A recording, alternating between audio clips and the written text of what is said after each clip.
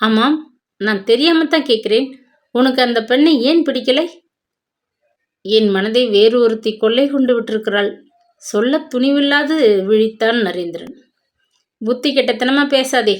நல்ல இடம், நல்ல அழகான பெண், அடக்கமா தெரியுறா. நான் முடிவு செய்துட்டேன். நரேந்திரா, என் பேச்சை காப்பாத்து. அதுதான் நான் உன்கிட்ட கேட்கிற வேண்டுகோள் என்றார். அவர் குரலில் ஆதங்கமும் துயரமும் சிறிது கோபமும் துணித்தன. சித்தப்பா, அவன் மேலே பேசும் முன் குறுக்கிட்டார். இதில் மறுக்கவோ வெறுக்கவோ ஒன்றும் இல்லை.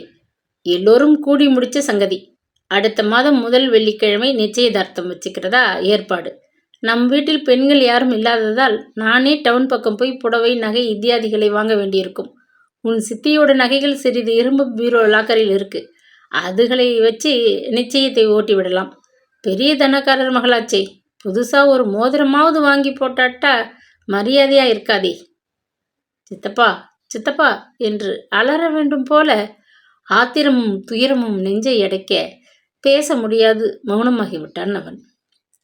சித்தப்பா என்ன காரியம் செய்து விட்டார்? அவனை கலந்து கொள்ளாது கல்யாணம் வரை போய்விட்டாரே. ஐயோ, அவன் என்ன செய்வான்? மனம் வழிநெடுகிலும் புலம்பியது. அதற்கு பின்னர் நரேந்திரன் நிம்மதியை இழந்து விட்டான். உணர்வுகளின் இறுக்கத்தில் தலை வெடித்துவிடும் போன்ற வேதனையில் வாடிக்கொண்டிருந்தான். சித்தப்பாவுக்கு ஏன் இந்த அவசரம்? அவனை நன்றாக கலந்து ஆலோசிக்காது வாக்கு கொடுத்து விட்டாரே.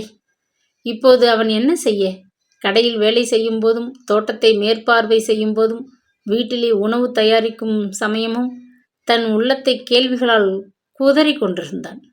எப்படியெல்லாம் யோசித்தும் நாலாபுரமும் அவனை ஒரு வலுவான இரும்புச் சுவர் சூழ்ந்து கொண்டு விட்டது போன்றும், அந்த சிறையிலிருந்து நகர முடியாதது போன்றும் ஒரே மலைப்பாக இருந்தது. ஆனால் சித்தப்பா மிகவும் உற்சாகமாக இருந்தார். பெரிய தனக்காரர் வீட்டு சம்பந்தம் கிடைத்து விட்டதே என்று பூரித்து போனார். அண்ணன் உயிருடன் இருக்கும்போது கவனிக்காது அசட்டையாக இருந்துவிட்ட தவறுக்கு ஈடு செய்வது போல நரேந்திரனை மகனாக ஏற்றுக்கொண்டு அவனுக்கு திருமணம் செய்து வைத்து வசதியான வாழ்க்கையை அமைத்து தந்துவிட வேண்டும் என்று அவர் மிகவும் விரும்பினார். அடுத்த சில நாட்கள் கடையை கணிக்கும் பொறுப்பை நரேந்திரனிடம் கொடுத்துவிட்டு பக்கத்து டவுனுக்கு அடிக்கடி போய் வந்து கொண்டிருந்தார். ஒரு நாள் மாலை அவர் வீட்டுக்கு திரும்பிய போது நரேந்திரனிடம் ஒரு கடித உரையை கொடுத்தார். சித்தப்பா, இது என்ன கடிதம் என்று ஆவலுடன் அவன் கேட்டதும் கதிரேசன் மெல்ல சிரித்தார். எடுத்து பிடித்து பாரேன் என்றார் மர்மமாக. உரையிலிருந்து தடிமனான ஒரு கடிதத்தை இழுத்தெடுத்தான் அவன். என்ன சித்தப்பா, இது உங்க உயில் போல இருக்கே. நான் அவசியம் இதை பார்க்கணுமா? தயக்கத்துடன் கேட்டான். அவசியம் நீ படிக்கணும். பிறகு இதை உன்கிட்ட பத்திரமா வச்சுக்கணும். எல்லாத்தையும் காலாகாலத்தில் செய்யணும்னு நான் ரொம்ப விரும்புகிறேன். அந்த சிங்காரம் உன்னை பற்றி தாழ்வா நினைச்சுக்க கூடாது. காசு பணம் இல்லாத வெத்து பயலுக்கு பெண்ணை கட்டி கொடுத்து அவன் தகுதியை தானே உயர்த்தி விட்டதாக அந்த பெரிய தனக்காரர் பெருமைப்பட்டுக்க கூடாது. அதுக்காகத்தான் இந்த காரியத்தை செய்தேன் என்றார் கதிரேசன். நரேந்திரன் வேகமாக அவரது உயிலை படித்தான். தமக்கு பின் தமது சொத்தில் ஒரு குறிப்பிட்ட அளவு உள்ளூர் கோயில் திருப்பணிகளுக்கும் கிராமத்து பள்ளிக்கூடத்தின் வளர்ச்சிக்கும் ஒதுக்கிவிட்டு மீதி எல்லாவற்றையும் அவனுக்கு எழுதி வைத்திருந்தார். சித்தப்பா, என்ன காரியம் இது? எனக்கு சம்பளம் கொடுத்து சாப்பாடு போட்டு காப்பாத்துகிறீர்களே, அது போதாதா? திகைப்புடன் கேட்டான். போதாது. நான் திடீர்னு போய்விட்டால் மேலே தொடர்ந்து கடைகளை நடத்தி கொண்டு போக நீ சிரமப்படக்கூடாது. சட்டப்படி நீதான் என் வாரிசுன்னு ஒழுங்கு செய்திருக்கிறேன். அவ்வளவுதான் என்றார். நெஞ்சுருகி போனான் நரேந்திரன். அவரை அண்டி அங்கே வாழ வந்தபோது அவன் அதிகம் எதுவும் எதிர்பார்க்கவே இல்லை. இருக்க இடம் தந்து ஒரு வேலை தேடி உதவுவார் என்று ஒரே ஒரு எதிர்பார்ப்புடன் தான் வந்தான். இடம் கொடுத்து உணவு தந்து வேலை தந்து இப்போது சொத்துக்களையும் தந்துவிட ஏற்பாடு செய்து விட்டாரே. இப்போது அவரது பேச்சுக்கு கட்டுப்பட வேண்டியது நிர்பந்தமாகிவிட்டது. மறுப்பு தெரிவித்தால் நன்றி கெட்டவனாகி போவான். எத்தனை பெரியதொரு சங்கடத்தில் சிக்கிவிட்டிருக்கிறான். நன்றி சித்தப்பா, எனக்கு வேற என்ன சொல்றதுனே தெரியலை தழுதழுத்தான். ஒன்றும் சொல்ல தேவையில்லை. நான் பார்த்து முடிச்சிருக்கிற சிங்காரத்தின் பெண்ணை கட்டிக்கிட்டு சுகமா இருந்தா போதும். அப்படியென்றால் இனி அவன் தப்ப மார்க்கமே இல்லையா? கவலையில் மூழ்கி போனான். அடுத்த சில நாட்களுக்கு பின் ஒரு நாள் மாலை வெளியிலிருந்து திரும்பிய சித்தப்பா மிகவும் மகிழ்ச்சியுடன் காணப்பட்டார். நடையில் கால் செருப்புகளை கழற்றி விட்டு சாய்வு நாற்காலியில் மெல்ல சாய்ந்து கொண்டார். என்னப்பா நரேந்திரா, உள்ளே என்ன வேலை செய்துக்கிட்டு இருக்க? இப்படி வா. பரிவுடன் அதட்டினார். காஃபியை கலந்து எடுத்துக்கொண்டு அவர் அருகே வைத்தான் நரேந்திரன். இந்த வேலை இன்னும் சில நாட்கள் தான். அடுத்த மாதம் 10ஆம் தேதி பெரிய தனக்காரர் நிச்சயத்துக்கு ஏற்பாடு செய்துட்டார். இப்போ நான் அங்கே அவர்கிட்ட பேசி முடிவு செய்துட்டு தான் வரேன். வர்ற வெள்ளிக்கிழமை நிச்சய பத்திரிகையை அவர் அச்சுக்கு அனுப்ப போறார். நாமும் நம்ம பக்கத்து முகூர்த்த பத்திரிகையை சீக்கிரம் அச்சடிக்க அனுப்ப வேண்டாமா? வர்ற வழியில நம்ம கீழ்த்திரு ஜோசியர்கிட்ட கேட்டுட்டு தான் வந்திருக்கேன். வர்ற மாதம் 15ஆம் தேதி முகூர்த்த நாளாம். நாளைக்கு அவரே நல்ல நேரம் பார்த்து பத்திரிகை எழுத இங்கே வரதா சொல்லியிருக்கார். படபடவென்று மகிழ்ச்சியுடன் பேசினார் கதிரேசன். திடுக்கிட்டு போனான் நரேந்திரன். யாரோ வலுவான சங்கிலியால் அவனை கட்டிவிட்டது போன்றதொரு பயங்கர உணர்வில் அவன் அதிர்ந்து போய்விட்டான். பெண்களைத்தான் சில சமயம் வற்புறுத்தி கட்டி கொடுக்கிறார்கள். ஆண்களுக்கும் அந்த நிலையா? சமூகத்திற்கு பயந்து பெண் வற்புறுத்தலை ஏற்று கழுத்தை நீட்டுகிறாள். அவன் ஒரு ஆண்மகன். வற்புறுத்தலுக்கு அடிபணிய தேவையில்லையே. எதற்காக தன்னை அவன் பலி கொடுத்து கொள்ள வேண்டும்? சித்தப்பாவுக்கு நன்றியாக இருக்க வேண்டும். அதற்காக அவன் தன்னை நாசம் செய்து கொள்ள முடியாதே. வங்கியில் உள்ள தன் சேமிப்பை எடுத்துக்கொண்டு சித்தப்பாவுக்கு விவரமாக ஒரு கடிதம் எழுதி அதில் தன் மனநிலையை தெரிவித்து மன்னிப்பு கேட்டுக்கொண்டு ஓசைப்படாது இரவு ரயிலில் கிளம்பி ஊரை விட்டு ஓடிவிட வேண்டியதுதான் சரியான மார்க்கம். என்ன யோசிக்கிற? டவுனில் இருந்து வர்ற வழியில் உனக்கு அல்வாவும் கார பகோடாவும் வாங்கிக்கிட்டு வந்திருக்கேன். காஃபியோடு சாப்பிடலாம், உட்கார் என்று உபசரித்தார் சித்தப்பா. அல்வா துண்டம் வேப்பங்காயாக தொண்டையில் கசந்து வழிந்தது. அடுத்த நாளே அவன் தன் தீர்மானத்தை நிறைவேற்ற எண்ணியபடி படுக்கச் சென்றான். எப்படியாவது இந்த திருமணத்திலிருந்து தப்பித்து கொள்ள வேண்டும் என்ற நினைவில் அமைதியடைந்தவனாக முதலாக சில நாட்களுக்கு பின் அவன் நன்றாக ஆழ்ந்து உறங்கி போனான். நடு இரவின் போது சித்தப்பாவின் அறையிலிருந்து முனகல் சத்தம் கேட்டது. திடுக்கிட்டு விழித்து கொண்டான். வேகமாக அவரது அறைக்குள் புகுந்து விளக்கை எரிய விட்டான். சித்தப்பா எழுந்து படுக்கை மீது உட்கார்ந்திருந்தார். தலைக்கு மேலே மின்விசிறி சுழன்ற போதிலும் அவர் நெற்றியில் வியர்வை பூத்து காதோரங்களில் வழிந்து கொண்டிருந்தது. முகம் வெளியேறென்று தெரிந்தது. மூச்சு விட முடியாது திணறி கொண்டிருந்தார். என்ன சித்தப்பா, என்ன ஆச்சு? பதற்றமாக கேட்டான். ஓடி வந்து அவரை தாங்கிக் கொண்டான். நரேந்திரா, எனக்கு நெஞ்சை வலிக்கிறது. முன்ன இப்படித்தான் ஒரு தடவை நெஞ்சு வலி வந்தது. டாக்டர் பார்த்துட்டு லேசா மாரடைப்பு வந்திருக்குன்னு சொன்னார். இப்போ வலி ரொம்ப அதிகமா இருக்கு. திக்கு திணறினார். நரேந்திரன் எச்சிலை விழுங்கி கொண்டான். அம்மா பட்ட அவஸ்தை ஞாபகத்துக்கு வந்தது.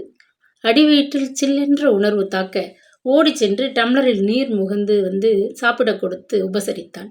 முகத்தை துவாலையால் துடைத்து விட்டான்.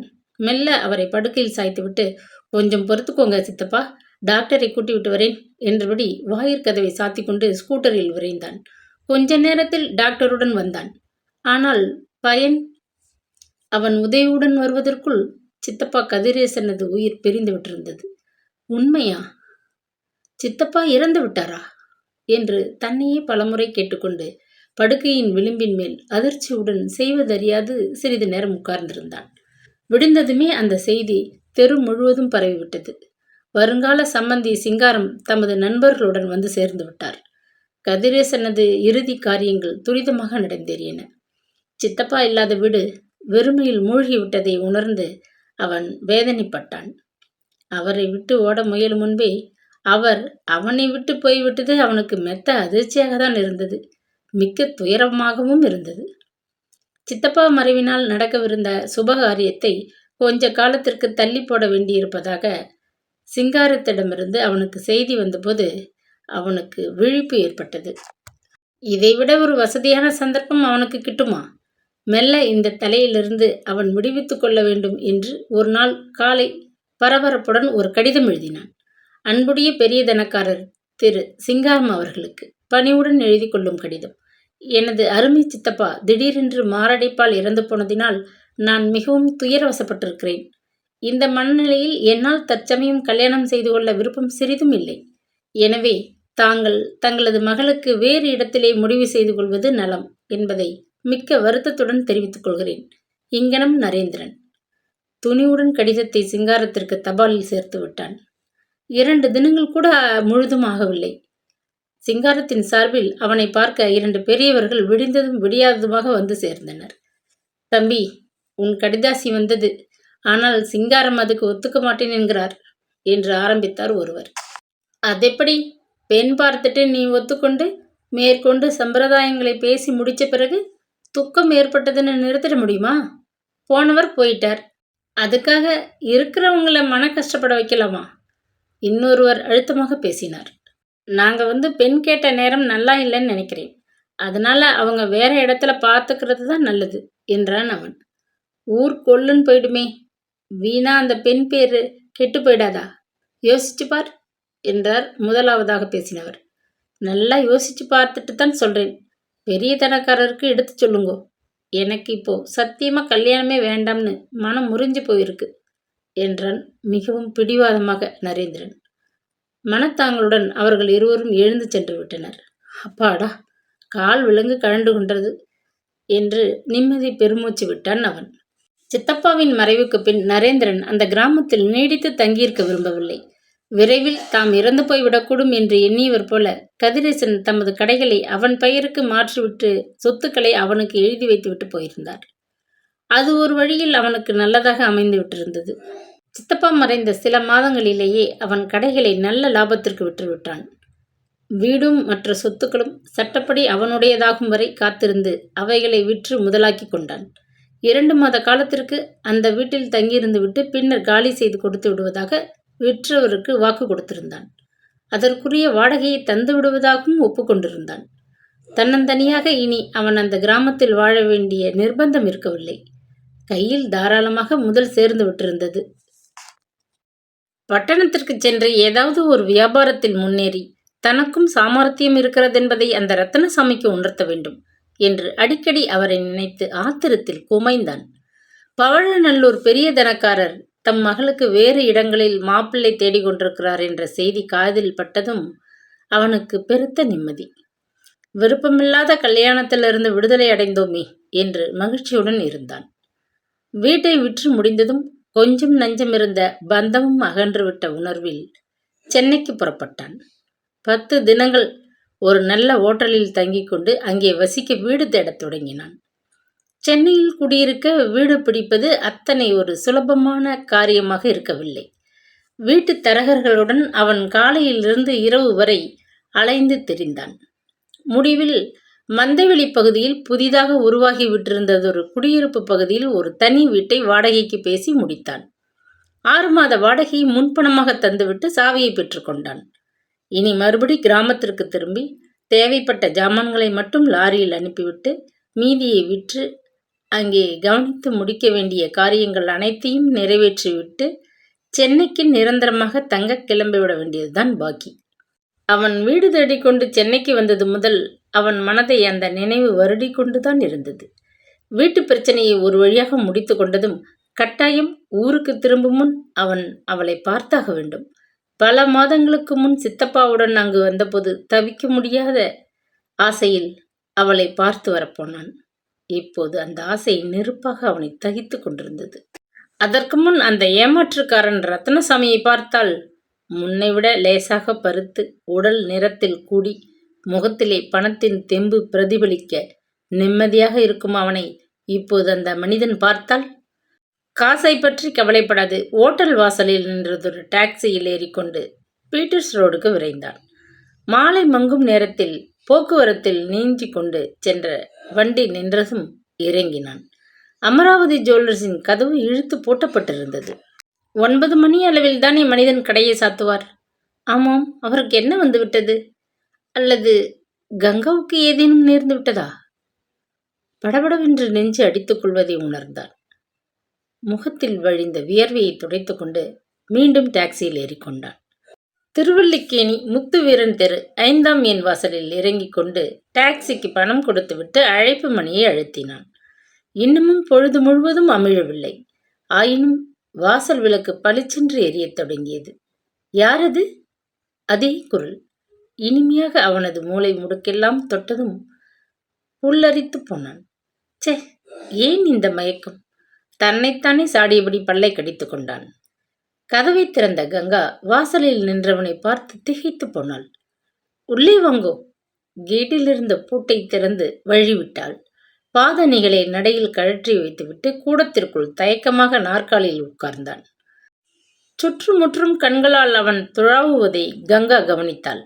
அப்பாவுக்கு உடல்நலமில்லை, மெல்லிய குரலில் சொல்லிவிட்டு கூடத்து குழல் விளக்கை பொருத்தினாள்.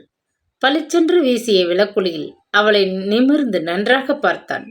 முன்னை பார்த்தது போலவே எல்லளவும் மாறுதலின்றி தென்பட்டாள்.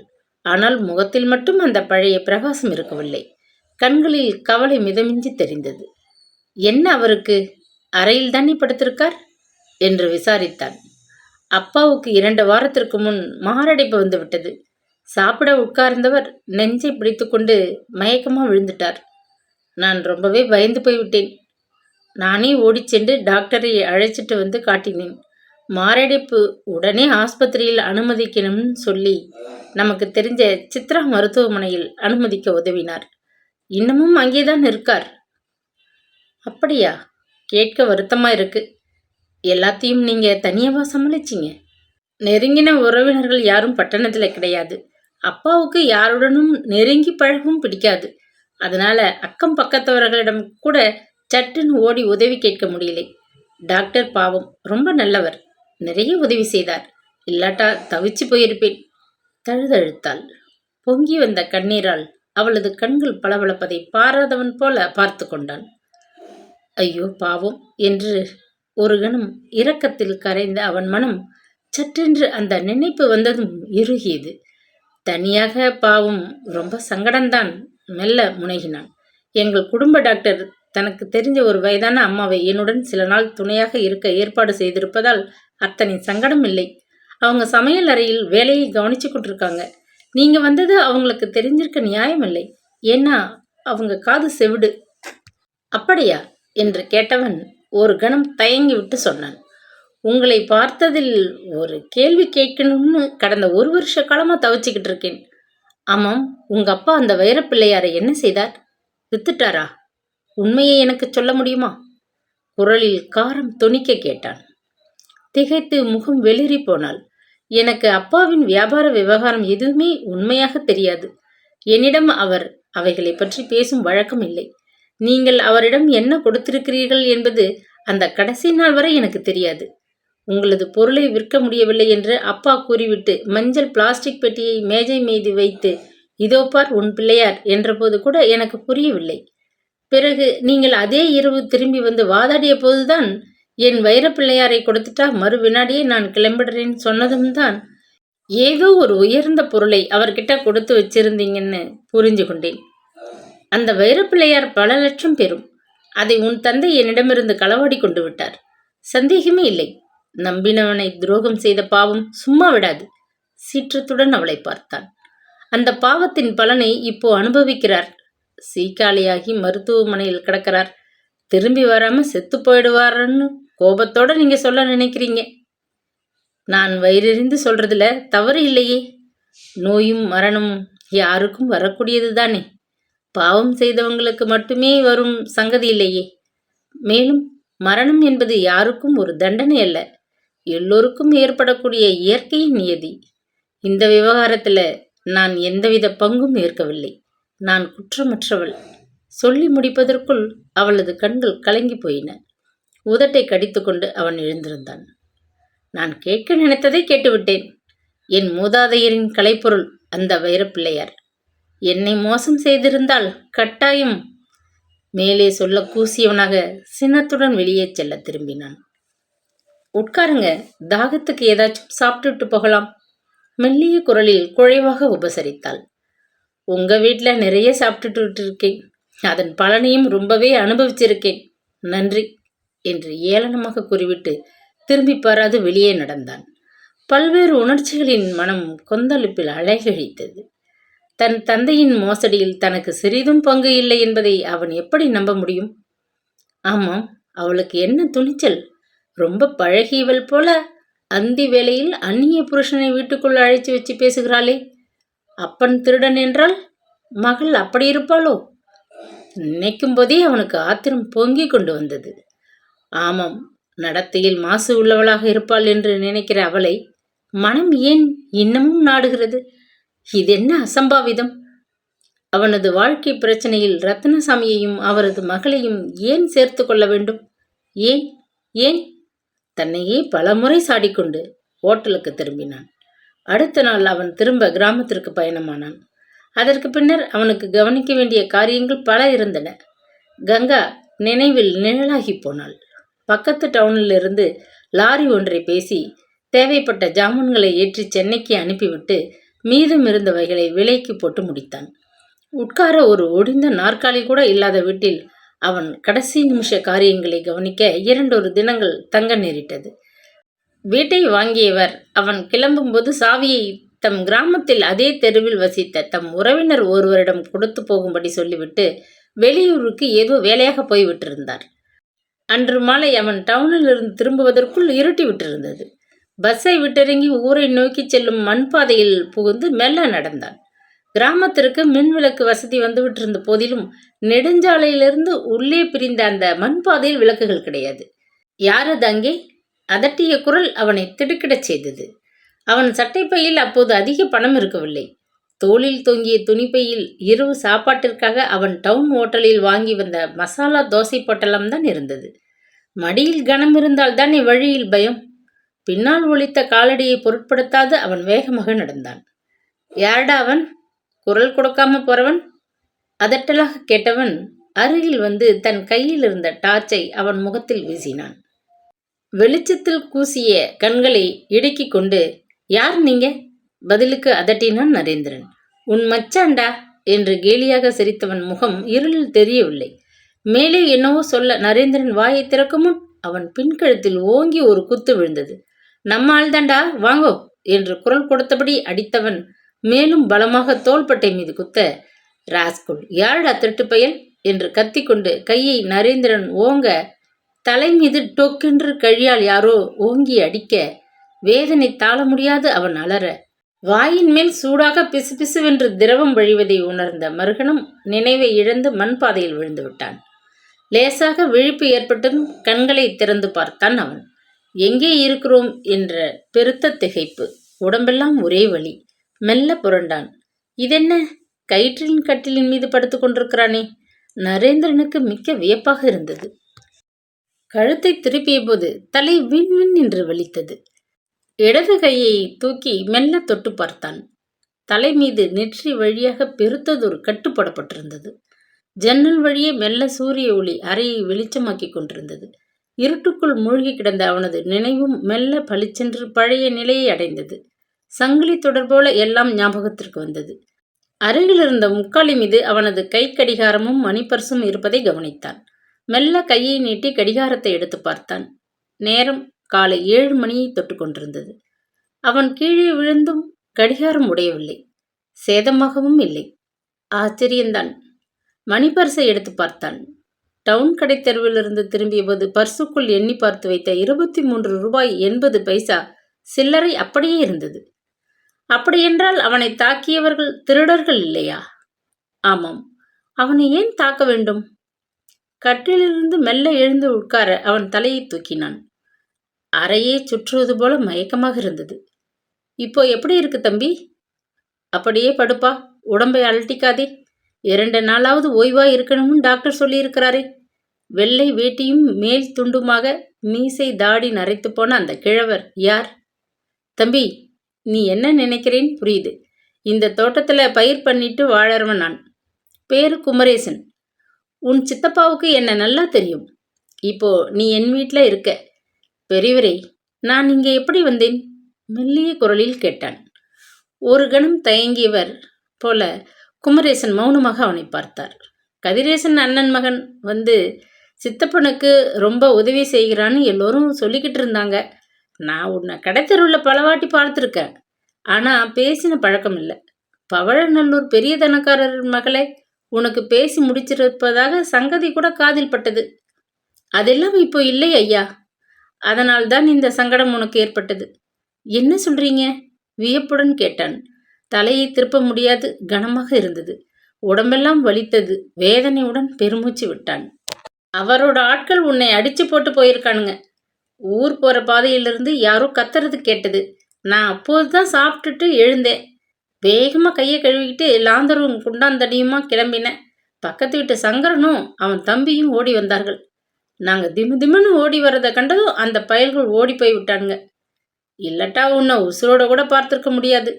நீ தலையெல்லாம் ரத்தமா நினைவில்லாம மண் மேலே கிடந்த. தூக்கிட்டு வந்து வீட்டில் போட்டோம். சங்கரன் தம்பி சைக்கிளில் ஓடி டாக்டரை கூட்டி வந்தான். பாவம் அந்த புண்ணியமா. உடனே கூட தம் ஸ்கூட்டரில் வந்துட்டார் டாக்டர். காயத்தை சுத்தப்படுத்தி தையல் போட்டு ஊசி போட்டு முடிக்கிறதுக்குள்ள நீ கொஞ்சம் கண்ணை திறந்து முனகின. பெரிய ஆஸ்பத்திரிக்கு உன்னை எடுத்துட்டு போகணுமான்னு கேட்டோம். வேண்டாம், இங்கேயே ஓய்வா சில நாள் இருந்தா போதும் என்றார். இன்னைக்கு உன்னை பார்க்க மறுபடியும் டாக்டர் வருவார். அதுவரை நீ கட்டில விட்டு எழுந்திருக்காதே. வெளிவாசல்ல போகணும்னா என்னை கூப்பிடு, கைத்தாங்கள அழைச்சிட்டு போறேன் குமரேசன் விபரமாக சொன்னார். பவழநல்லூர் பெரிய தனக்காரரின் ஆட்கள் என்னையே நடிச்சு போடணும்? தடுமாறியபடி கேட்டான் நரேந்திரன். விஷயம் தெரியாத பிள்ளையா இருக்கியே நீ. அவர் மகளை கட்டிக்க முடியாதுன்னு நீ கடுதாசி போட்டியாமே, நிசந்தானே? தலையை ஆட்டினான் நரேந்திரன். அவனது சொந்த சங்கதிகள் இப்படியா ஊரறிந்த கதையாகிவிட்டது? வியப்புடன் அவரை பார்த்தான். அதனால அவருக்கு கோபம். கிழவர் குமரேசன் குரலை தாழ்த்தி கொண்டார். பெரிய தனக்காரர் சிங்காரம் பெரிய ரவுடி. ஒரு சமயம் அவர் வாங்க உத்தேசித்த ஒரு கூரை விட்ட அவர் கிராமத்து பக்கத்து திரு பழனி தான் வாங்கிவிட்டான். அந்த கோபம் தாங்காம அவர் ஆள் வச்சு பிள்ளைக்குட்டிக்காரன் பழனிய நல்லா அடிச்சு போட்டு விட்டார். 2 மாசத்துக்கு மேல பழனி ஆஸ்பத்திரியில கிடந்தான். என்ன அநியாயம்! கசந்து கொண்டான் நரேந்திரன். பணமும் செல்வாக்கும் அதிகமான சிலர்கிட்ட அநியாயமும் அதிகமாகிடுறது. அது கிடக்கட்டும், நீ பல் தேய்ச்சி மூஞ்சி கழுவிட்டு சூடா கொஞ்சம் பால் சாப்பிடு. நீர் ஆகாரம் கொடுக்கலாம்னு டாக்டர் சொல்லியிருக்கார் என்றபடி குமரேசன் திரும்பி பூரணி என்று குரல் கொடுத்தார். ஏம்மா இத்தனை நேரம்? அன்பாக அதட்டினார். குளிச்சுட்டு வர கிணத்தடிக்கு போயிருந்தேன் தாத்தா என்ற இனிய குரலை தொடர்ந்து மெல்லிய காலடி ஓசை கேட்டது. குப்பென்ற சந்தன சோப்பின் மனத்துடன் அரைவாசலில் நின்ற பெண்ணை திகைப்புடன் பார்த்தான் அவன். 20 வயதிருக்கும். ஊடிய உயரமாக அவள் நின்றாள். ஊதா நூல் சேலையும் பச்சை வண்ண ரவிக்கையும், கழுத்தில் பவள மாலையும், கைகளில் கண்ணாடி வளையல்களும், நெற்றியில் குங்கும பொட்டும், அதன் கீழ் திருநீற்று கீற்றுமான அலங்காரத்தில் தனது கூந்தலை அள்ளி முடித்து கொண்டு கச்சிதமாக தெரிந்தாள். மாநிற மேனி பருவத்தின் செழிப்பில் பளிச்சிட்டு கொண்டிருந்தது. எழுந்துட்டாரா தாத்தா? அவனை பார்த்து முறுவலித்தாள். மின்னல் அடித்தது போன்று அந்த முகத்தில் ஒரு அலாதி கவர்ச்சி தோன்றி மறைந்ததை அவன் பிரமிப்புடன் பார்த்தான். டாக்டர் சொன்னபடியே காலையிலேயே முடிச்சுக்கிட்டாரம்மா. நீ கொஞ்சம் சுடுதண்ணியும் பல் துளக்க பல்பொடியும் முகம் கழுவ சோப்பு துண்டு இதுகளை எடுத்துக்கிட்டு வா உத்தரவிட்டார் தாத்தா. ஆகட்டும் தாத்தா என்று திரும்பியவள் முகத்தில் ஜன்னல் வழியே வீசிய சூரிய ஒளி பட்டபோது அவள் அணிந்து கொண்டிருந்த சிவப்புக்கள் தோடும் மூக்குத்தியும் கன்னத்தில் நெருப்பாக ஒளி வீசின. பல் துளைக்கிட்டு இந்த சட்டியிலேயே கொப்பளிச்சிடுங்கோ. இந்தாங்க சோப்பு. முகத்தை கழுவிக்கிட்டு நல்லா துடைச்சிக்கோங்க. அன்புடன் அவள் பணிவுடை செய்தாள். அவனது தயக்கத்தை உணர்ந்தவள் போல சொன்னாள். புது துவாலை கஞ்சி போல துவைச்சி காய வச்சிருக்கேன். சோப்பு கட்டி கூட புதுசுதான். மெல்ல சிரித்தாள். அவளது குழைவான பேச்சு, கவனிப்பு எல்லாம் நெருப்பாக எரிந்த அவனது உடல் சிராய்ப்பு காயங்கள் மீது மருந்து தடவியது போல இதமாக இருந்தது. பயிற்சி பெற்ற நர்ஸை போல அவன் கொப்பளித்து துப்பிய சட்டி நீரை அருவறுப்பின்றி எடுத்துச் சென்று வெளியில் கொட்டிவிட்டு வந்தாள். ஈரத்துவாலையால் முகத்தை துடைத்து கொண்டு அவன் தயாராகும் முன் சமையல் அறையிலிருந்து சூடான பால் நிறைந்த டம்ளருடன் வெளிப்பட்டாள். எங்க செவல பசுமாட்டு பால் ருசியா இருக்கும், சாப்பிடுங்கோ. டாக்டர் வந்து பார்த்த பிறகு புழுங்கல் அரிசி கஞ்சி தயாரித்து தரேன் பரிவாக சொன்னாள். பாலை குடித்துவிட்டு டம்ளரை கீழே வைத்தான். கொஞ்சம் தெம்பு வந்தது போன்ற உணர்வில் வீட்டை நோட்டம் விட்டான். சுள்ளென்ற எரிச்சலுடன் புறப்பட்டிருந்த சூரியன் மேலே எழும்பத் தொடங்கியதும் அறையில் நன்றாகவே வெளிச்சம் பரவிவிட்டிருந்தது. அது ஒரு சிறிய ஓட்டு வீடு. சுவற்றில் புதிதாக சுண்ணாம்பு அடித்திருந்தது தெரிந்தது. அந்த வீட்டின் ஒரே அறைக்குள் அவனை படுக்க வைத்திருந்தார்கள். கதவு திறந்து கிடந்த வாயில் வழியே தெரிந்த தோட்டம் பசுமையாக கண்களுக்கு குளிர்ச்சியாக தோன்றியது. உன்னை போல நானும் வெளியூரிலிருந்து இங்கே பிழைக்க வந்தவன். மாமன் மகளை கட்டிக்கிட்டு இங்கேயே தங்கிட்டேன். இது மனைவி வழியா கிடைச்ச சொத்து. ஒரு பெண்ணை பெத்து போட்டுட்டு அவ போயிட்டா. மகளை வளர்த்து என் பிறந்த ஊர்லேயே சொந்தத்திலே கட்டி கொடுத்தேன். நாங்கள் திருச்சியை சேர்ந்தவங்க. பேத்தி 12 கிளாஸு படித்து முடிக்கிறதுக்குள்ள மருமகனும் மகளும் ஒருத்தர் பின்னாடி ஒருத்தர் போயிட்டாங்க. தாய் தந்தை இல்லாத பூரணியை நான் இங்கே அழைச்சி என்னோட வச்சு கொண்டிருக்கேன். இந்த வயசு காலத்தில் அவள் கூட இருக்கிறது எனக்கு ரொம்ப ஆதரவாக இருக்குது. ஆனால் எத்தனை காலம் அவள் என்னோட இருக்க முடியும்? குமரேசன் மேலே பேசும் முன் வாயிலில் ஸ்கூட்டர் வந்து நிற்கும் சப்தம் கேட்டது. டாக்டர் வந்துட்டார் என்று கூவிக்கொண்டு கிழவர் வெளியே சென்றார். கையில் மருந்து பெட்டியுடன் ஃபேண்ட் சட்டையில் குமரேசனை ஒத்த வயதும் வழுக்கை தலையுமான டாக்டர் உள்ளே வந்தார். அவரை அவன் அங்கே அதுவரை பார்த்ததில்லை. முகத்தில் புன்னகை பொங்க கனிவான குரலில் அவனது நலனை விசாரித்தார். டாக்டர் சிறிது நேரம் அவனை நன்றாக சோதித்தார். 2 நாள் ஓய்வாக இருக்கணும். மண்டையில காயம், அதனால தொடர்ந்து நான் கவனிச்சாகணும். கொஞ்சம் இரத்த இழப்பு ஏற்பட்டிருக்கு, அதனால பலகீனமா இருக்கு. அதெல்லாம் சரியாயிடும். மண்டை காயத்தினால மூளை உள்ளே இரத்த கசிவு ஏதும் ஏற்படக்கூடாது என்றுதான் நான் கவலைப்பட்டேன். இனி ஏற்பட வழி இல்லை. ஆனாலும் ஓய்வு உங்களுக்கு அவசியம் என்று கூறிவிட்டு சாப்பிட வேண்டிய ஆகாரம் மருந்துகளை பற்றி வேகமாக தமது பெயர் பதித்த காகிதத்தில் எழுதி முக்காலி மீது வைத்தார். மௌனமாக இருந்த நரேந்திரன் டாக்டரிடம் மெல்ல கேட்டான். எங்கள் வீட்டுக்கு போய் நான் நிறைய ஓய்வு எடுத்துக்கிறேன். மாட்டு வண்டியில் பயணப்படலாம் இல்லையா? விசாரித்தான். என்ன தம்பி, என்ன சொல்ற? அங்கே உன்னை கவனிக்க யார் இருக்கா? கூச்சப்படாதே. கதிரேசனுக்கு நான் ஒரு வழியில் உறவுக்காரன். ரொம்ப வந்து பூசி கொண்டதில்லை.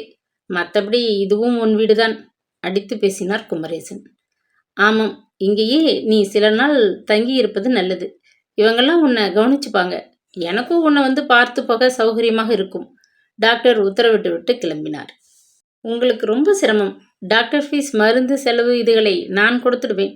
ஒப்புதல் தந்தால்தான் நான் இங்கே இருக்க முடியும், கண்டிப்பாக சொன்னான் நரேந்திரன்.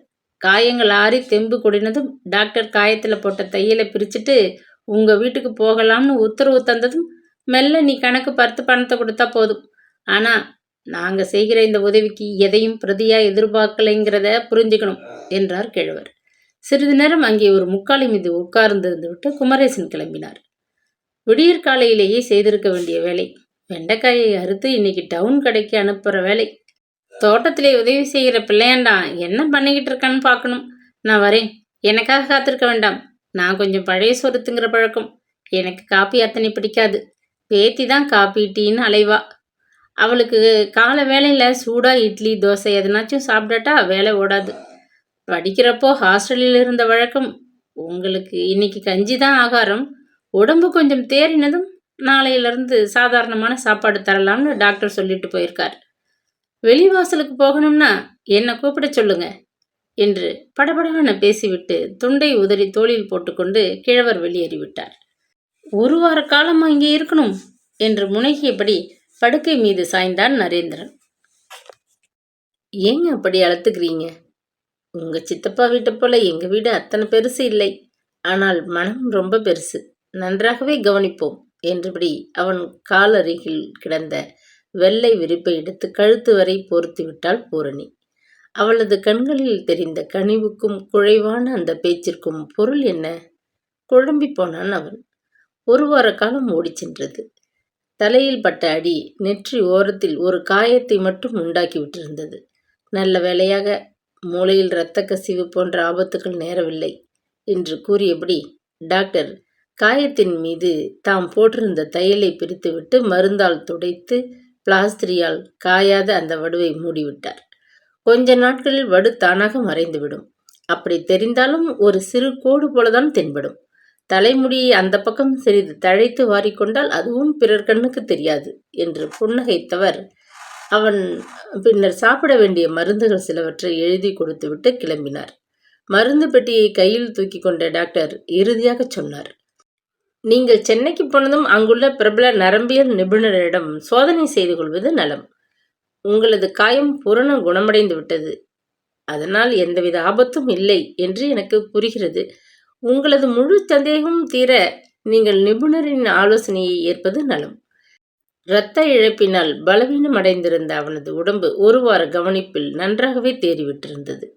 பூரணி அவனுக்கு வாய்க்கு ருசியாக உடம்புக்கு தேவையான நல்ல உணவு வகைகளை சமைத்து போட்டாள். அருகில் வந்து அமர்ந்து கொண்டு அவள் செய்த உபச்சாரம் கொஞ்சம் நஞ்சமல்ல. அவனை பார்க்கும்போதெல்லாம் அந்த கண்களிலே தெரிந்த அன்பை அவனால் ஈனம் காண முடியவில்லை. அவளது குரல் ஓசைப்படாது மெதுவாக வீட்டிற்குள் வளைய வந்த பதவிசு எல்லாம் அவனுக்கு அவன் தாயை நினைவுறுத்தியது. அவன் எழுந்து பல் துலக்கியவுடன் சாப்பிட டம்ளர் நிறைய காய்ச்சிய பசும்பாலை கொடுத்துவிட்டு கிழவரும் பேத்தியும் தோட்டத்திற்கு போய் விட்டிருந்தனர். எழுந்து மெல்ல நடந்து அவன் தோட்டத்தின் பக்கம் வந்தான். சில்லென்று வீசிய காற்றிலே நித்திய மல்லியின் வாசம் மூக்கிலே மோதியது. கிழவர் மேற்பார்வை செய்ய பூரணியும் வேலையாள் ஒருவனும் காய்களை பறித்து கூடையில் நிரப்பிக் கொண்டிருந்தனர். குமரேசன் அவனை பார்த்ததும் வேகமாக வந்தார். என்னப்பா தம்பி, உடம்பு இப்போ தெளிவாகத்தான் இருக்கு என்று கேட்டபடி கிணற்று மேடை அருகே இருந்த தோய்க்கும் கல் மீது அவனை உட்காரச் சொல்லி உபசரித்துவிட்டு அருகில் தெரிந்ததொரு கல் துண்டின் மீது அமர்ந்தார். விடியும் முன்பே வேலையை ஆரம்பிச்சிட்டீங்களே? வியப்புடன் கேட்டான். இதில் இந்த நிலமும் வீடும் தான் என் சொத்து. விளையிறத டவுன் கடையில் போட்டு வர்றதை கொண்டு நாங்கள் வாழ்க்கையை நடத்திக்கிட்டு போகிறோம். உழைச்சா தானே நிம்மதியாக உட்கார்ந்து ஒரு பிடி சாப்பிட முடியும் என்றார். அவரது குரலில் தொனித்த துயரம் அவன் மனதை லேசாக கிள்ளியது. உங்களுக்கும் உங்கள் பேத்திக்கும் நான் ரொம்பவே நன்றி சொல்ல கடமைப்பட்டிருக்கேன். எனக்காக செலவழித்த பணத்துக்கு நான் புறப்படும் முன் ஈடு செய்துவிட்டு போக விரும்புகிறேன் என்றான். தம்பி, முன்னமையே சொன்னேன், டாக்டர் எங்களது குடும்பத்து நண்பர். உன்னை கவனிக்க என்று தனியாக அதிகம் எதுவும் வாங்கலை. மருந்துகளுக்கு கொஞ்சம் செலவானது. அதை நீ கணக்கில் வச்சுக்கொள். பின்னர் ஒரு சமயம் தேவைப்பட்டால் நாங்கள் கேட்போம். நீ கணக்கை தீர்க்கலாம். பலமாக சிரித்தார். அருகில் இருந்த வெண்டை செடியிலிருந்து பிஞ்சுகளை பறித்து கூடையில் நிறைத்து கொண்டிருந்த பேத்தி பூரணி அவர்கள் பக்கம் திரும்பினாள். கிராமத்தில் வசிக்கும் பெண் விவசாயத்தில் ஈடுபட்டிருக்கும் தாத்தாவுடன் உதவியாக மண்ணை கையால் துளவிக்கொண்டு தோட்டம் முழுவதும் வளைய வந்தபோதும் எந்த நேரத்திலும் பார்க்க பளிச்சென்று அவள் சுத்தமாக காணப்படும் ரகசியம் வியப்புடன் அவளை உற்று பார்த்தான். ரோஜா வண்ண மல்மல் சேலையில் அவள் தோட்டத்து மூலையில் நித்திய மல்லி கொடியருகே சட்டியில் மலர்ந்து நின்ற ரோஜா மலரைப் போல மென்மையாக அழகாக பார்க்க மனதில் இதம் ஊட்டுகிறவளாக நின்றாள். தாத்தா, இவர் என்ன சொல்கிறார்? பற்கள் பளிச்சிட லேசானதொரு புன்னகையுடன் கேட்டாள். இங்கே தங்கியிருந்ததற்கு உண்டான செலவின் கணக்கை கேட்கிறார். மறக்காம நர்ஸ் வேலை பார்த்த என்னுடைய ஃபீஸையும் சேர்த்தே போட்டு கொடுங்கள் சொல்லிவிட்டு கலகலவென்று சிரித்தாள். மகிழ்ச்சியில் ஆர்ப்பரித்து அவள் சிரிக்கும் பொழுது ரொம்பவே அழகாக தெரிகிறாளே. அதிசயத்துடன் அவளை மறுபடியும் உற்று பார்த்தான். கொஞ்சம் குடிக்க மோர் எடுத்து வாம்மா, தம்பிக்கும் சேர்த்து கொண்டா என்று உத்தரவிட்ட கிழவர் தமது குரலை தாழ்த்தி கொண்டு பேசத் தொடங்கினார். பவழநல்லூர் பெரிய தனக்காரர் விரோதத்தை வீணாக வாங்கி கொண்டு விட்ட தம்பி. அதனால நீ தொடர்ந்து இங்கே தங்கியிருப்பது அத்தனை நல்லதல்ல. நானே ஒரு திருமணத்திற்கு வந்து சென்னையில் குடியேற எல்லா ஏற்பாடுகளையும் செய்துவிட்டேன் ஐயா. எவ்வளவு சீக்கிரம் இங்கிருந்து கிளம்ப முடியுமோ அத்தனை சீக்கிரம் நீ புறப்பட்டால் நல்லது. ஏன்னா பெரிய தனக்காரரது கோபம் சட்டென்று ஆறாது. அவரது மகளை ஏற்காமல் நீ ஒதுக்கிவிட்டது பெரிய கௌரவ பிரச்சனையாகிவிட்டது. ஒரு உண்மையை நான் உன்னிடம் சொல்லியாகணும். இப்போ 2 தினங்களுக்கு முன்னாடி பெரிய தனக்காரரின் கையால் சங்கிலி என்னை டவுனில் சந்தித்தான். ஐயாவுக்கு வேண்டாதவங்களை வீட்டில் வச்சு விருந்து நடத்துறதாக கேள்விப்பட்டேன். இந்த சங்கதி ஐயாவுக்கு இன்னமும் தெரியாது என்றான். அப்படியா? அந்த பிள்ளையாண்டான் ஐயாவுக்கு வேண்டாதவன்னு தெரியாது. யாரோ திருடன்கள் தாக்கி கீழே விழுந்து கிடக்கிறான்னு நினைச்சு தூக்கி வந்து உதவி செஞ்சேன். எச்சரிச்சிட்டேன், பிறகு உண்பாடு என்று பயமுறுத்திவிட்டு நகர்ந்தான். நான் அதை கேட்டு எனக்காக பயந்து விடவில்லை. வல்லவனைக் கண்டு சோர்ந்தவன் பயந்து கொண்டு கிராமத்திலே வாழ முடியாது. அப்புறம் போலீஸ், பஞ்சாயத்து இதுகளெல்லாம் எதற்கு இருக்கு? நீ பட்டணவாசி, கிராமத்தோட ஒன்றி வாழ முயன்ற. இனி தேவையில்லை. உன் ஊருக்கே புறப்பட்டு போறது நல்லது. மறுபடியும் உன்னை துன்புறுத்த இந்த காவாலி பசங்க துணிஞ்சாலும் ஆச்சரியப்படுவதற்கில்லை. வங்கியில் போட்ட தொகையை சென்னையில் நான் புதிதாக திறந்த வங்கி கணக்குக்கு மாற்ற ஏற்பாடு செய்துவிட்டேன். அங்கே குடியிருக்க ஒரு வீடு தேடிக்கொண்டு விட்டிருக்கிறேன். சித்தப்பாவின் வீட்டை வாங்கியவர் சொன்ன இடத்தில் சாவியை ஒப்படைத்துவிட்டு கிளம்ப வேண்டியதுதான். இந்த விபத்து மட்டும் ஏற்படாதிருந்தால் நான் சென்னைக்கு போய் விட்டிருப்பேன் என்றான். அன்று மாலை அவர்களிடம் விடைபெற்று கொண்டு நரேந்திரன் தன் வீட்டிற்கு கிளம்பினான். கதவை திறந்தவனுக்கு ஒரு ஆச்சரியம் காத்திருந்தது. பின்பக்கத்து கதவை பலத்த முயற்சியால் யாரோ திறந்து உள்ளே இருக்கும் பொருளை களவாட முயன்ற அடையாளங்கள் தெரிந்தன. திருடுவதற்கு வீட்டில் விலை உயர்ந்த பொருள்கள் ஏதும் கிடையாது. வீட்டை விற்கும் முன்பே எல்லாவற்றையும் அப்புறப்படுத்தி விட்டிருந்தான். சமையல் செய்வதை கூட நிறுத்திவிட்டு ஓட்டலில் சாப்பிட்டு கொண்டிருந்தான். அடுப்பங்கரையில் ஒரு அலுமினிய தட்டு கூட இருக்கவில்லை. மாற்று உடைகள் வைத்திருந்த பெட்டியை உள்ளே புகுந்தவர்கள் ஆணி போட்டு திறந்து வாரி கூடத்தில் இறைத்துவிட்டு போயிருந்தனர். அவனது சட்டை பேண்ட் எதையுமே எடுத்து போகவில்லை. அப்படியானால் வந்தவர்கள்? கிழவர் குமரேசன் சொன்னது ஞாபகத்திற்கு வந்தது. முதுகுத்தண்டில் சில்லென்றதொரு உணர்வு ஏற்பட அவன் மருண்டு போனான். பவழநல்லூர் பெரிய தனக்காரர் தொடர்ந்து அவன் மீது விரோதம் பாராட்டுகிறார் என்பது நிதர்சனமாகிவிட்டது. வாயிற்கதவை இழுத்து மூடிவிடும் பூட்டு அதை கண்டு ஏமாந்து அவன் உள்ளே இருப்பதாக எண்ணி பின்வழியாக புகுந்து பார்த்திருக்கிறார்கள். அவனை காணாத ஆத்திரத்தில் அவன் பெட்டியை திறந்து எல்லாவற்றையும் வாரி இறைத்து விட்டு போயிருக்கிறார்கள். அவர்கள் கட்டாயம் மறுபடி இங்கே வரக்கூடும். அதற்கு மேல் அவனுக்கு அந்த வீட்டில் சிறிது நேரம் நிற்கக்கூட அச்சமாக இருந்தது. முற்றத்தில் கவிழ்ந்து கிடந்த பெட்டியை எடுத்து தன் உடைமைகளை பொறுக்கி போட்டுக்கொண்டு சிரமப்பட்டு அதை சாத்தி பூட்டி தூக்கி கொண்டு உடனேயே வெளியேறிவிட்டான். வீட்டு சாவியை விலைக்கு வாங்கியவர் சொன்னபடி அவரது நண்பரிடம் கொடுத்துவிட்டு மண்பாதையில் விரைவாக நடந்து மறுபடி கிழவர் குமரேசன் வீட்டிற்கு வந்தான். சங்கதியை கேட்ட குமரேசன் கவலைப்பட்டார். தம்பி, நீ நீடித்து இங்கே தங்குவதும் ஆபத்து. உடனடியாக நாளை வண்டிக்கு புறப்பட்டு விடு. உன்னை இங்கே எத்தனை காலமானாலும் நான் தங்க வைத்து கொள்ள தடையில்லை. ஆனால் பெரிய தனக்காரரின் ஆட்கள் வேட்டை நாயாக அலைகிறார்கள் என்றார். அன்று இரவு முழுவதும் அவனுக்கு உறக்கமே இருக்கவில்லை. வெளியே சிறிய சத்தம் கேட்டாலும் திடுக்கிட்டு எழுந்து உட்கார்ந்தான். அவனது வாழ்க்கையிலே ஏன் இப்படி விரோதிகள் வந்து நடுவில் முளைக்க வேண்டும்? முதலில் ரத்னசாமி என்ற அயோக்கியன் அவனது வருங்காலத்தில் மண்ணை அள்ளி போட்டார். இப்போது அவனது உயிரையே பறிக்க பெரிய தனக்காரர் அலைகிறார். அவன் தொடர்ந்து அங்கே ஒரு நிமிஷம் கூட தங்கக்கூடாது. மறுநாள் இரவு வண்டியில் புறப்பட்டாக வேண்டும் என்ற தீர்மானத்துடன் படுக்கையில் அமைதியின்றி புரண்டான். அடுத்த நாள் பகல் சாப்பாட்டின் போது பூரணி அவனுக்கு வடை பாயாசத்துடன் விருந்து படைத்தாள். இதெல்லாம் என்ன என்று ஆவலுடன் கேட்டான் அவன். ஊரை விட்டு போக போற, கதிரேசன் ஒரு வழியில எனக்கு வேண்டியவர், அந்த ஞாபகத்திற்கு என்று கூறிவிட்டு சாப்பாட்டை முடித்துக்கொண்டு கிழவர் கையை கழுவ எழுந்திருந்தார். அவரை தொடர்ந்து எழ முயன்றவனை பூரணி கை அசைத்து அமர்த்தினாள். இன்னும் கொஞ்சம் பாயாசம் ஊத்துகிறேன், சாப்பிட்டு விட்டு எழுந்திருக்கலாம் என்று புன்னகைத்தபடி 2 கரண்டி பாயாசத்தை அவன் இலையில் தாராளமாக ஊற்றினாள். இந்த விருந்து உங்க சித்தப்பாவின் நினைவாக தாத்தா ஏற்பாடு செய்கிறார். இந்த பாயாசத்தை நான் உங்களுக்காகவே தயாரித்தேன். இதன் சுவையை நீங்கள் வெகு காலம் மறக்கக்கூடாது என்பதற்காகத்தான் 2வது முறையாக பரிமாறுகிறேன். அவள் சிரித்தபோது வியப்புடன் அவளை நிமிர்ந்து பார்த்தான். முகம் சிவக்க கண்களில் லேசாக நீர் மிதக்க அவள் நின்ற கோலம் அவன் மனதை என்னவோ செய்தது. இந்த பெண் என்ன சொல்ல இப்படியெல்லாம் சுற்றி வளைக்கிறாள்? அவனுக்கு பெருத்த திகைப்பு. சென்னைக்கு வந்ததும் அவனுக்கு தொடர்ந்து பல வேலைகள் இருந்தன. வீட்டை கவனித்து கொள்ளவும் தோட்டத்தை பராமரிக்கவும் சமைத்து போடவும் அவன் ஒரு வயதான தம்பதியரை அமர்த்தி கொண்டான். தன் போக்குவரத்துக்கு உபயோகமாக ஒரு பழைய காரை விலைக்கு வாங்கி கொண்டான். ஒரு சில நாளில் காரை ஓட்ட கற்றுக்கொண்டு லைசன்ஸும் வாங்கிவிட்டான்.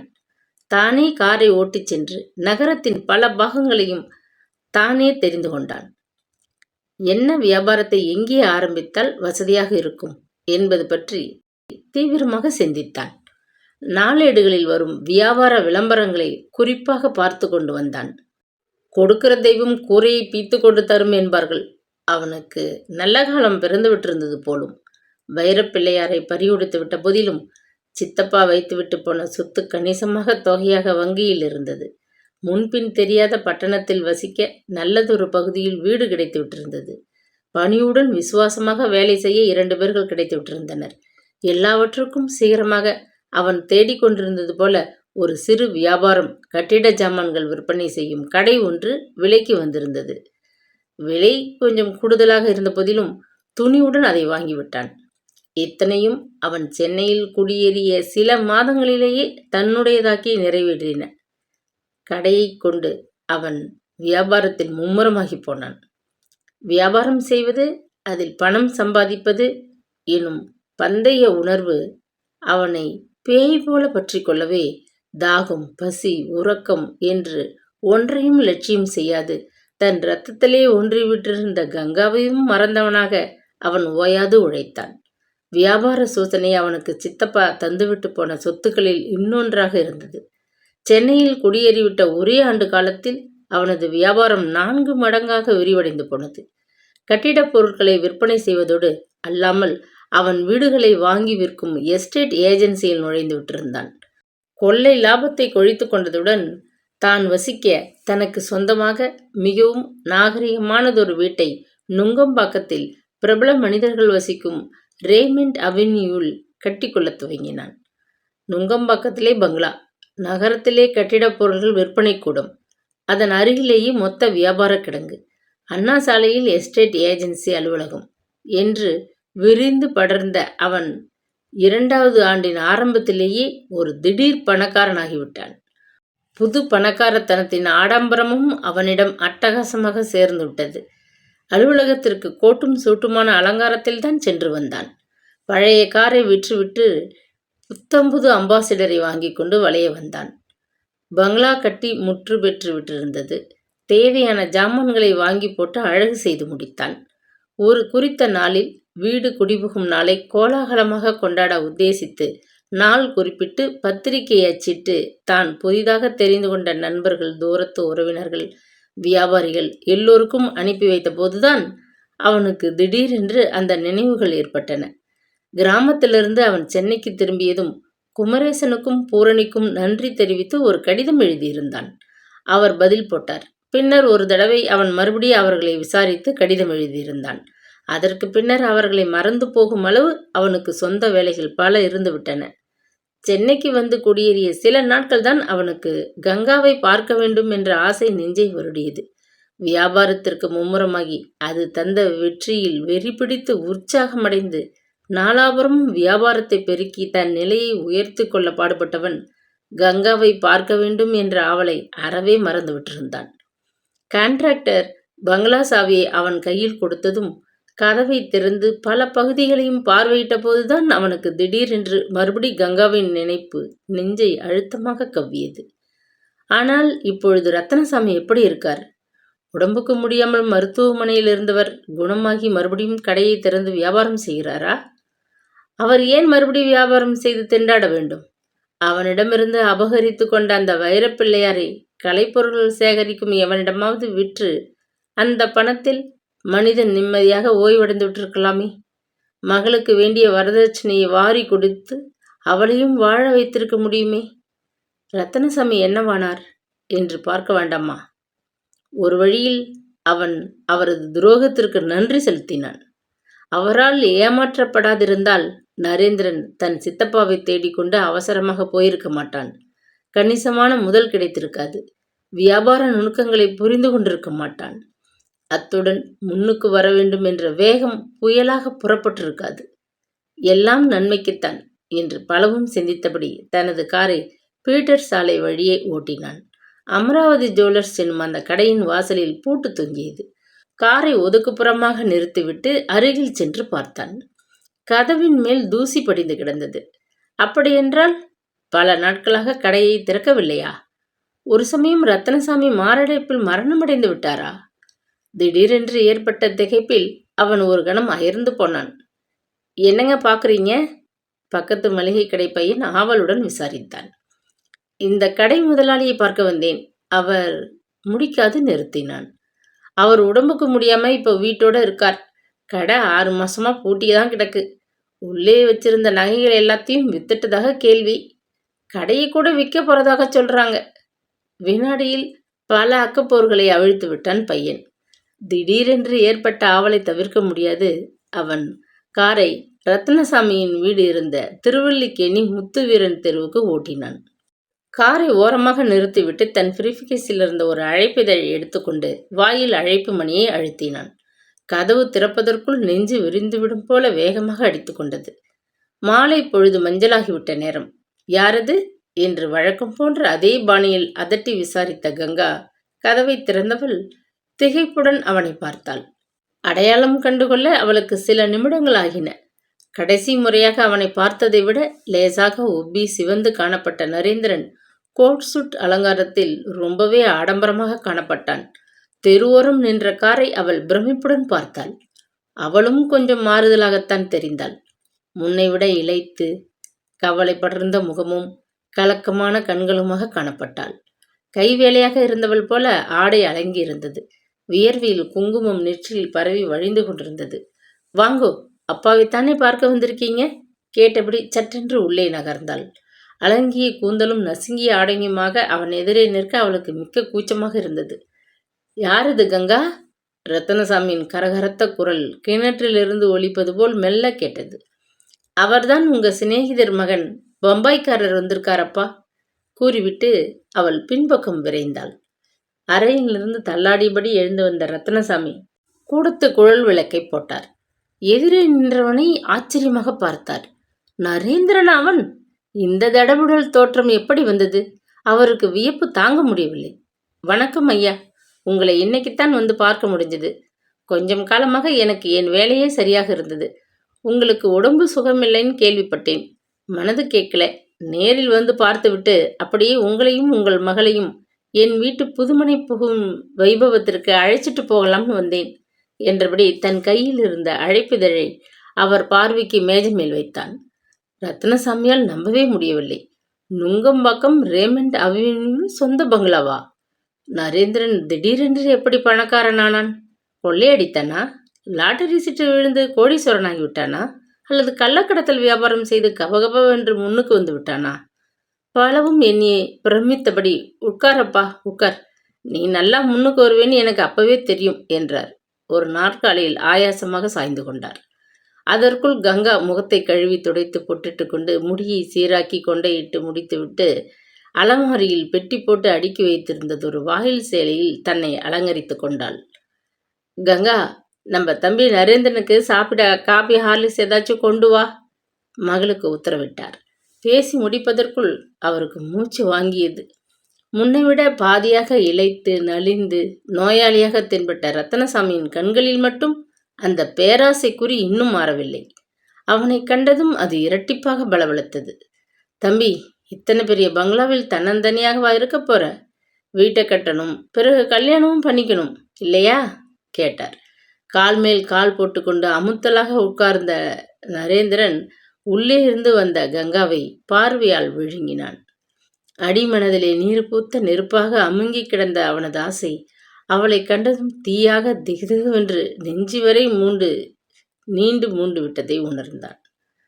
நான் இங்கே வந்ததின் நோக்கம் உங்ககிட்ட மன்னிப்பு கேட்கத்தான் ஐயா.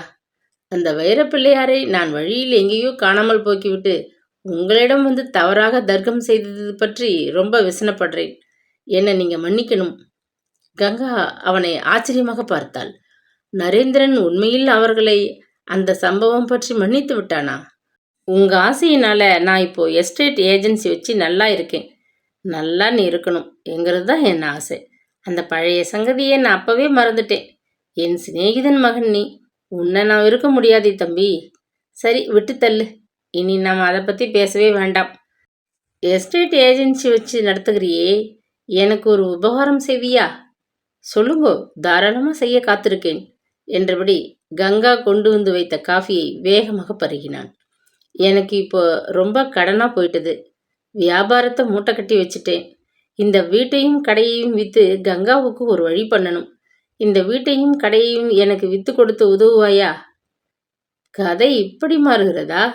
தனக்குள் சிரித்து கொண்டான்.